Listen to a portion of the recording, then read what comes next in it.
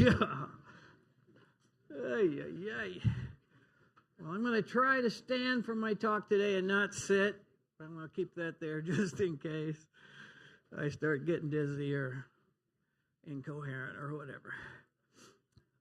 Well, I don't know how many of you here grew up Catholic. I know some of you did, or most of us have been inside a Catholic church at some time, or maybe visited Europe and see some of the large cathedrals over there. But one thing you see in a Catholic church or a European cathedral are these things called stained glass windows. And they're ornate, they're elaborate, they're beautiful, especially when the sun is shining through them. And a lot of times they have like Old Testament figures, of Moses or David or Elijah, or New Testament figures like Moses or Mary or Joseph. And of course, a lot of times Jesus on the cross.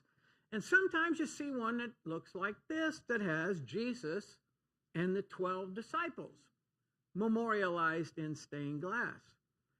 And when depicted in such a timeless, transcendent way, it's easy to view the 12 disciples as just, barely below God, just below Jesus, but very prominent in the spiritual scheme of things. The assumption is that, boy, these guys just had to be something amazing to have been chosen by Jesus to be the 12. But nothing could be much further from the truth. The 12 were not nearly divine. They were not otherworldly. They were not super spiritual saints. In fact, they were not among the most noble people at that time. Humanly speaking, none of the 12 was highly educated, highly skilled, or highly gifted.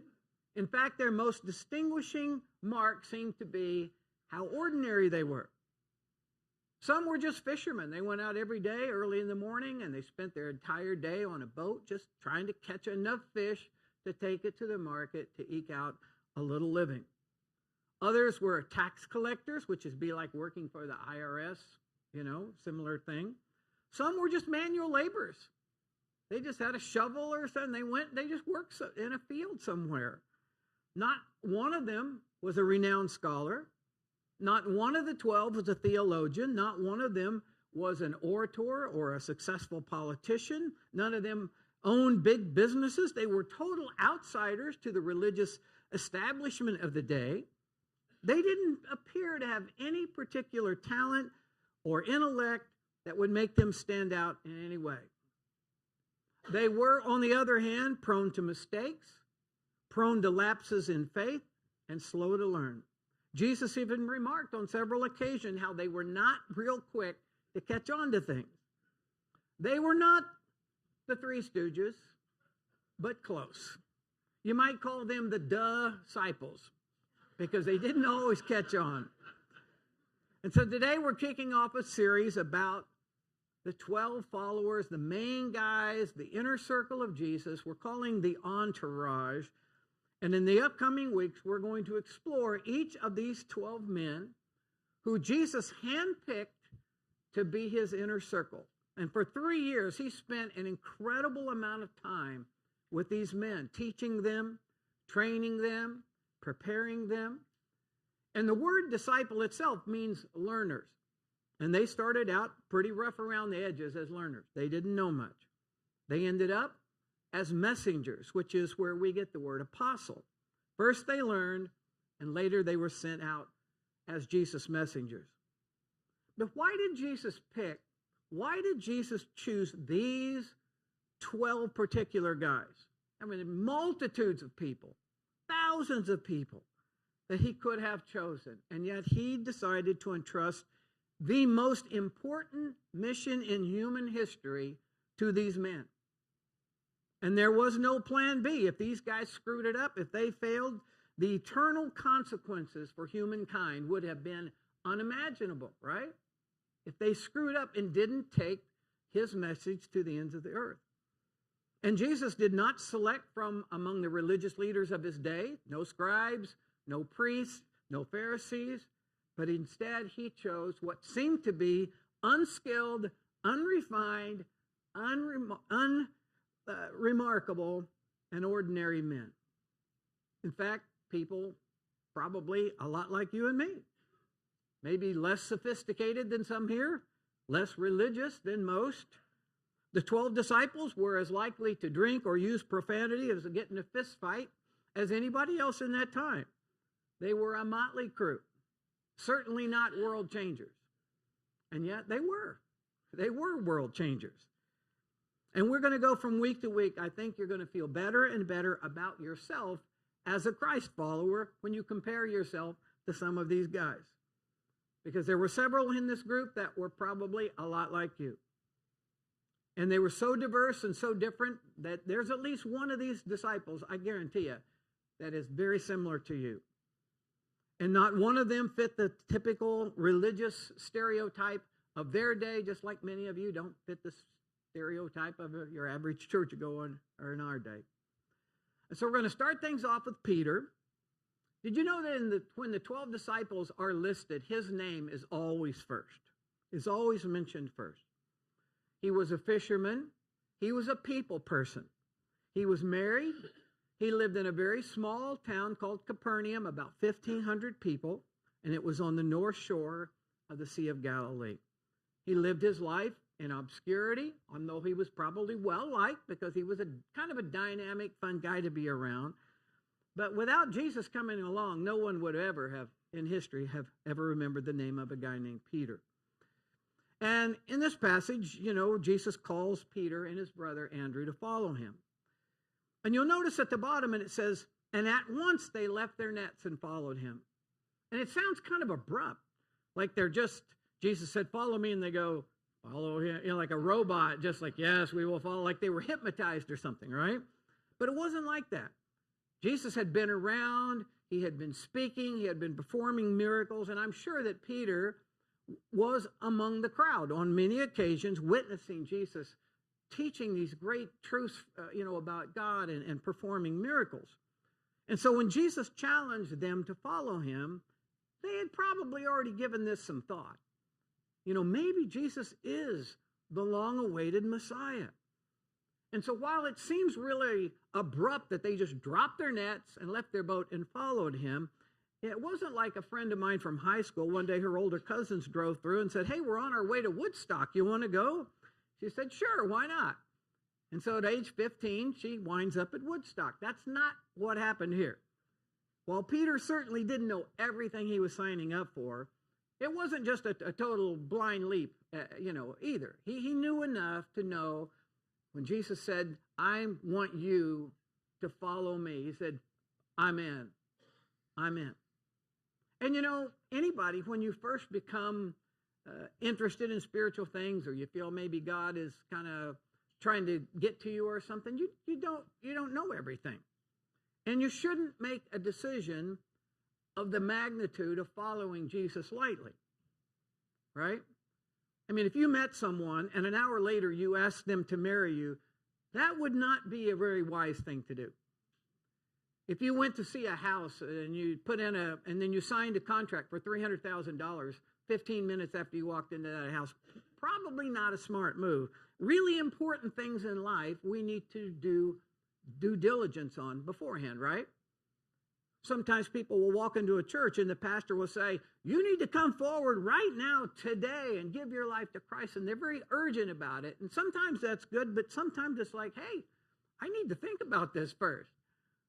I need to kick the tires. I need to read a little bit. I need to think about a decision of this magnitude must be made very carefully and very purposefully.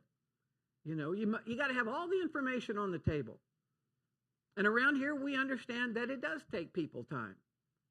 And we want to say, hey, read the Bible, come, ask your toughest questions, and then at some point when you're ready, make the most significant decision of your life. And that's what happened to Peter. Well, if I had one word, just one word to describe Peter to you, it would be the word big. Peter had a big personality. He had a big heart. He had a big mouth. He had big potential. And he experienced a really big failure. And in our time that remains, I want to talk with you about each of those. First of all, he had a big personality. Aside from Jesus, Peter is the most prominent person in the New Testament. He was a natural-born leader. He was a people person, a sanguine temperament, That is, he drew people to him. He liked to be around people. He had kind of a charisma about him. He was just very out there. You know, he just lived big. Remember when the disciples were out on the Sea of Galilee one night and they were caught in a big storm, and later Jesus walks to them on the water, but they're terrified. These are fishermen. They've been on boats their whole lives.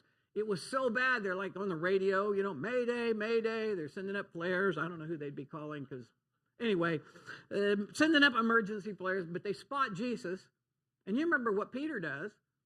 He says, hey, Jesus is walking on water. I'm just going to get out of the boat and just walk. He was very impulsive, and he didn't think. He just jumped out on the water. He had a big personality. But not only that, he had a big heart. You remember at the Last Supper when Jesus is reminding the 12 disciples that, hey, I'm about to be put to death and so forth. Peter said, even if everyone else deserts you, I never will. I will die first before I would deny you. He had a big heart. And then in the Garden of Gethsemane, when the Roman soldiers came to arrest Jesus, remember what Peter does? He pulls a Mike Tyson. Remember when Mike Tyson bit that guy's ear off? It's kind of like that. He takes a sword and toward one of the soldiers and chopped his ear off. Luckily, he was a fisherman and not a swordsman, or he probably would have killed the guy. But Peter felt such allegiance, you know, such loyalty to Jesus. Hey, you're going to come and take Jesus away? No way, not over my, dead body. But he also had a big mouth. Peter got himself in trouble a few times. He's often been called the spokesperson for the disciples because in the four Gospels, Matthew, Mark, Luke, and John, Peter speaks more often than all the other 11 disciples combined. And of course, anyone who speaks that much will eventually stick their foot in their mouth and say something they shouldn't say. One example of that is found in Matthew chapter 17, where Jesus takes three of his closest disciples, Peter, James, and John, up on a mountain to have a rather supernatural experience. When they get there, if you're familiar with this, Jesus' clothes became bright as a white light. His face shone like the sun. In addition, Moses and Elijah appeared. And Peter says to Jesus there, Lord, it is good for us to be here. If you wish, I will build up 3 shelters, one for you, one for Moses, one for Elijah. While he was still speaking, a bright cloud enveloped them, and a voice from the cloud said, this is my son whom I love, whom I am well pleased. Listen to him. In other words, Peter, this is not the time for your incessant talking. He's up there going, I'll build a shelter and I'll do this. And the Lord just like, hey, just shut up. Listen to my son. When I was in junior high, I don't know if you've ever had a friend like this. I had a friend named Ron Pollock. We're having our 50-year high school reunion, and he is exactly the same today. He is a motor mouth. He will not shut up. He talks nonstop, and everyone tries to avoid him because they get caught, and then they can't get away, right? When I was in junior high, we're like, Pollock, will you shut up? Jesus had more tact than that and more patience than that. But one time, Peter, he just went too far. This is over in Mark chapter 8. Jesus is trying to prepare his disciples for the fact that Jesus himself was going to be crucified. He was going to have to die to make salvation and the forgiveness of sin possible. Well, Peter didn't like this. And it said in verse 31, Jesus began to teach them that the Son of Man must suffer many things and be rejected by the elders and chief priests and teachers of the law. He must be killed and after 3 days rise again. He spoke plainly about this, and Peter took him aside and rebuked him. He gets Jesus like, Jesus, come on, man. You can't die. Quit talking about die. That's just what he's saying. It's like, that's just crazy. You don't need to die. And Jesus looked at him and he called him Satan. That'd be really bad. If you're one of Jesus' followers and he called you Satan, it's about as bad as it gets. But he said, you don't have mind the things of God, but of men. But Peter's big mouth and his tendency to speak out in inopportune times, it got him into trouble. Speaking of putting your foot in your mouth, I heard about a guy who was driving on the highway and he decided to stop and get some gas and use the restroom. And he said he went in and the first stall was occupied. He said, so I went to the second one. He said, no sooner was I seated, I heard a voice from the next stall says, hi, how you doing? And I thought, well, I'm okay. Felt kind of embarrassed. Then the boy says, what are you doing? What are you doing? And he said, what do you think I'm doing? I'm in the stall. And so he said, well, I'm driving on a trip, just like you.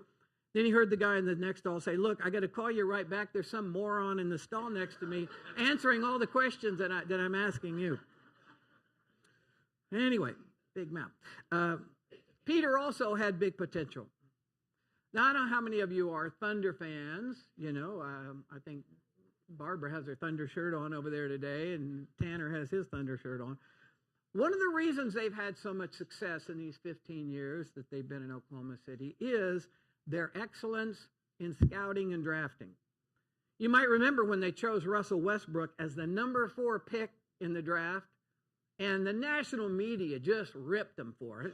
The following year, they picked James Harden with number 3, and again, people were like, what, are you guys crazy? Both those guys turned out to be all-stars and MVPs, in fact. Recently, they got Shai Gilgeous-Alexander, now an all-star, in a trade with the Clippers. They drafted Josh Giddey with the 6th pick in the 21 draft, and then Jalen Williams with the 12th pick in the 22 draft. Sam Presti's pretty good at assessing potential. Well, Jesus was pretty good too. But when he chose Peter, the big mouth fisherman from the podunk town of Capernaum, as his number 1 draft pick, I imagine that the rabbis and the priests and the Pharisees of Jesus' day just thought, what kind of deal operation is that? That's Jesus' top draft pick, is Peter? But one day later on, after Jesus' resurrection, it was Peter who stood up in Jerusalem before a huge throng of people and boldly proclaimed that Jesus' death on the cross is what purchases salvation, and he was the long-awaited Messiah. And over 3,000 people converted to Christianity that day as a result of Peter speaking. And throughout the book of Acts, we see Peter repeatedly risking his life with no concern for life or limb in order to advance the cause of Christ. Now, on the downside, Peter also made a big mistake. The situation, of course, is during the trial of Christ in Jerusalem. It reads in Matthew chapter 26, now Peter was sitting in the courtyard, and a servant girl came to him. You also were with Jesus of Galilee, she said, but he denied it before them all. I don't know what you're talking about. He then went out to the gateway where another girl saw him and said to the people, this fellow was with Jesus of Nazareth. He denied it again with an oath. I don't know the man. After a little while, those standing there went up to Peter and said, surely you are one of them, for your accent gives you away.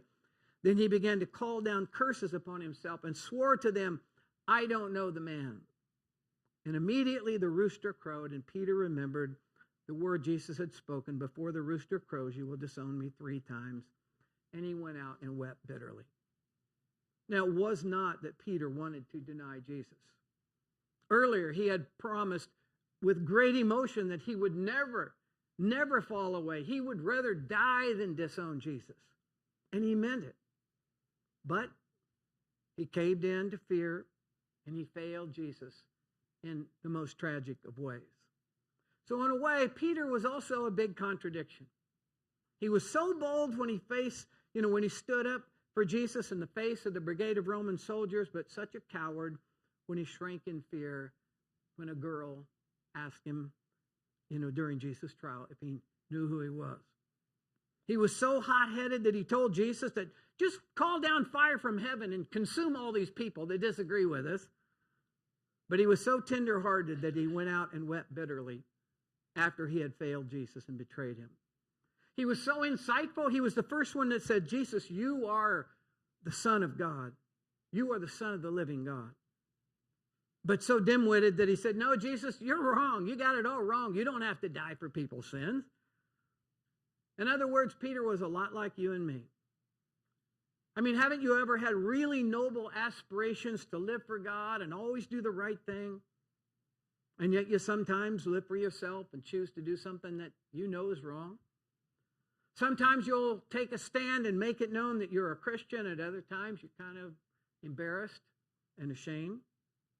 Sometimes you surprise yourself with strong feelings of compassion in a certain situation, and at other times you surprise yourself with how calloused and hard-hearted you can feel in other situations. I think some of us are a lot like Peter in that we're kind of a contradiction. You know, we don't always come through in the way that our hearts want us to. Now, some of you have a personality that's a lot like Peter. You have a big personality. You're a natural-born leader. You're driven. You're intense. Maybe you're a risk taker. And others of you are going to better relate to some of the other disciples, the quieter disciples, the more reflective disciples. And there are a whole bunch of them, and they're all different.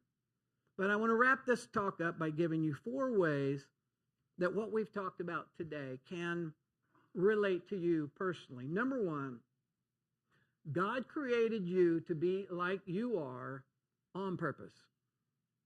Not all of Jesus' disciples were the same. They didn't fit just a narrow stereotype. And you don't have to either. You can be who you are. You can be a serious, committed follower of Christ and still retain the unique person that God created you to be. I think that's really important. We're going to feel and find out more of that in this series. Number 2, like Peter, I bet you have some contradictions and some inconsistencies in your life. Sometimes you're bold. Sometimes you're afraid. Sometimes you're holy. Sometimes you're sinful. Sometimes you're loving. Sometimes not so much. Sometimes you're strong. Sometimes you're weak. And you know God understands that, and His grace is enough for us and all those contradictions. Number 3, God can and will forgive you no matter what you've done. You know, you might, and I've had people tell me, no, you don't know some of the bad things that I've done in my life. Well, like worse than Peter denying Jesus 3 times? Worse than Moses, who actually killed somebody? I don't think we've done things worse than that. If Jesus could forgive Peter in turning his back on him in his greatest time of need, He can forgive you no matter what you've done. And number 4, God can and will use you in the most important work on planet Earth, the advancement of His kingdom in reaching people who need God. And as you're going to hear in future weeks, you don't have to be a natural-born leader. You don't have to be some special talent, high draft pick, privileged background to serve the cause of Christ. All you have to have is a willing heart and be, Lord, here I am. Use me in any way you can. And God can use you in your own unique situation and your own unique personality. God can use you in the most important mission on planet Earth. All right, let's stand. Closing prayer. That's week number 1 of Entourage, and we'll continue it next week.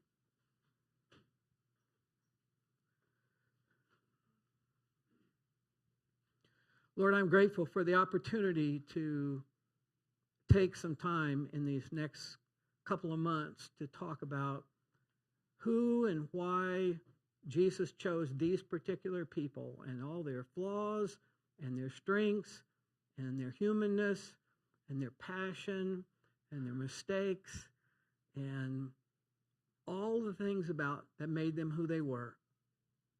And that we would see ourselves in some of them. And we would also be able to cut ourselves some slack every once in a while to realize if Jesus chose those guys and they were good enough to be His inner circle, then maybe I'm okay. Maybe I qualify more than I feel like I do. Lord, we pray that you would use this series. We're thankful to be here together today. And Lord, I'm thankful for my health is good enough to be here today, and pray that you would just bless us as we leave this place today and go out and try to be ambassadors for you. In Jesus' name, amen. All right, you guys, thanks a lot. We'll see you Wednesday night or next time.